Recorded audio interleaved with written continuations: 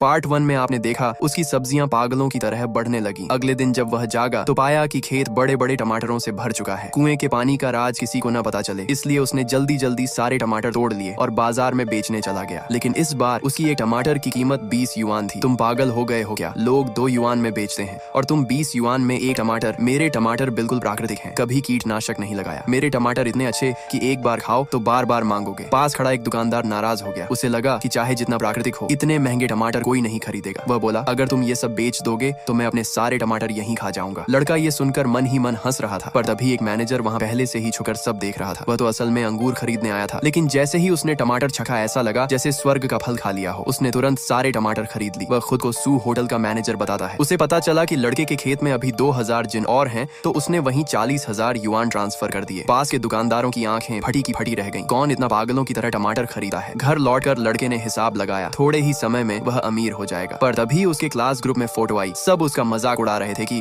नौकरी नहीं मिली तो सब्जी बेच रहा है। वह मुस्कुराया, ये लोग बस ऑनलाइन मौजूदगी दिखाते हैं। उसने आज की कमाई का स्क्रीनशॉट भेज दिया। पूरा ग्रुप दंग रह गया। एक दिन में टमाटर बेचकर इतनी कमाई। जो लोग पहले उसे गरीब कहकर हंसते थे, अब सब खुशामद करने के लिए फोन करने लगे। लेकिन उसने ऐसे लोगों के कॉल काट दिए और तभी फोन फिर बजा। मैंने कहा ना, मैं व्यस्त हूँ, किसका कॉल है ये? दूसरी तरफ उसके पुराने दोस्त, स्कूल की हंसोड़ लड़की थी। लड़के को याद आया, स्कूल में जब बदमाश उसे तंग करते थे तो उसी ने उसकी मदद की थी। अब सालों बाद उसे पता चला कि लड़का सब्जी बेच रहा है, तो उसने तुरंत एक चैनल सुझाया, क्योंकि उसके चाचा एक होटल के मालिक थे। लड़के ने समझ लिया वह सच में मदद करना चाहती है, इसलिए उसने सोचा कि पुराना एहसान चुका दे। दोनों ने 2 दिन बाद मिलने का समय तय किया। कुएं के पानी का राज छुपाने के लिए इस बार उसने खीरे लगाने का फैसला किया। अगले दिन वह उन्हें बेचने बाजार आया। हंसोड़ लड़की भी समय पर पहुंच गई। उसने खीरों को देखा, बहुत बढ़िया, लेकिन जब कीमत सुनी 50 युआन प्रति खीरा, वह दंग रह गई। सब्सक्राइब कर लो, पार्ट 3 जल्द आएगा।